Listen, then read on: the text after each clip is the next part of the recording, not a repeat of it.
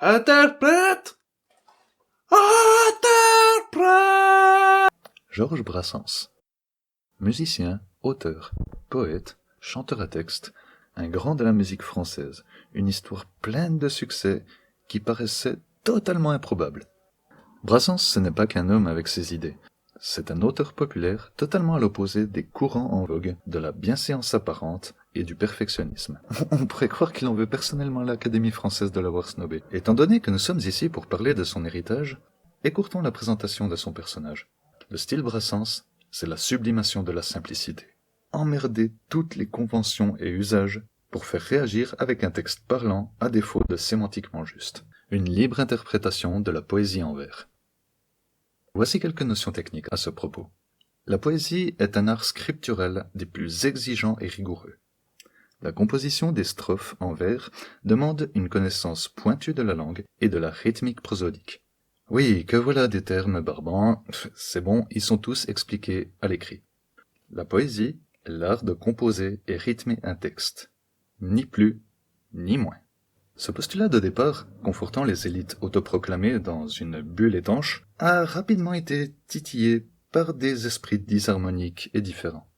Je parle de Brassens comme exemple, mais lui-même doit son talent à des mentors issus du classicisme, Voltaire ou Victor Hugo pour ne citer qu'eux.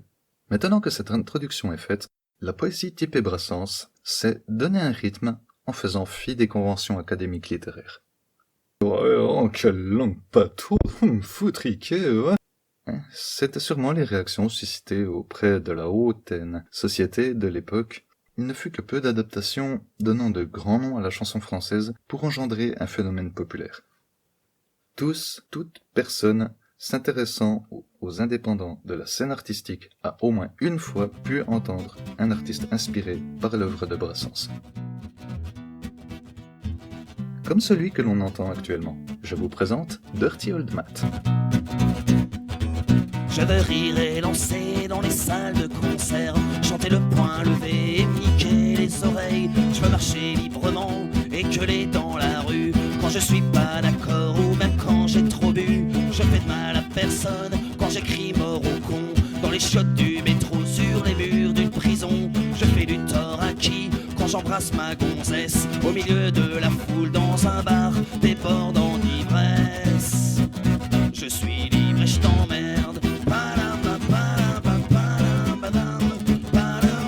Je suis libre et je t'emmerde.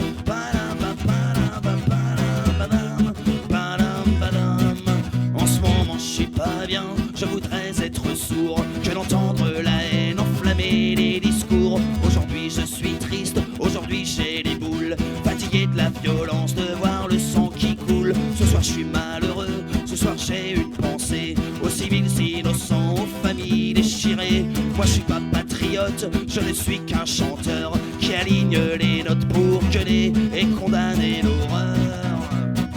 Je suis libre et je t'emmerde. Je suis libre et je t'emmerde. On entend et on se rend très vite compte que ça joue pas. J'aime traîner mes savates, c'est 8 pieds. Dans les salles de ciné, c'est 7 pieds. Bon, après, il aurait pu mettre cinéma, il aurait fait 8 pieds, ça aurait été plus correct. Mais c'est justement parce que ce n'est pas le but. Prenons la chose en étant un peu moins rigoureux sur la prononciation des mots. Voilà.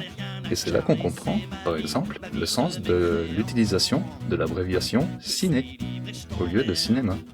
Si Brassens n'accordait que peu d'importance à la construction de ses strophes, Dirty Old Matt c'est à un autre niveau. Il utilise volontairement le parler populaire français et ses nombreuses omissions de syllabes par aisance pour définir un texte faux à l'écrit, mais juste à l'oral.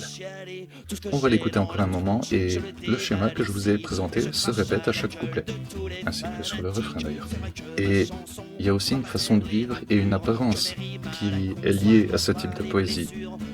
Le gars, le physique et la voix vieux-tobine de ses idées. Pour l'avoir rencontré personnellement, j'apprécie ce type. Vu qu'il faut conclure une fois, bien que il y aurait tellement d'autres choses à dire, devenir artiste, je vous en ai parlé dans la précédente vidéo, c'est maîtriser les codes pour mieux s'en affranchir et par ce processus, créer des œuvres originales. Je suis libre et je t'emmerde. Je suis libre et je t'emmerde. Je suis libre et je t'emmerde.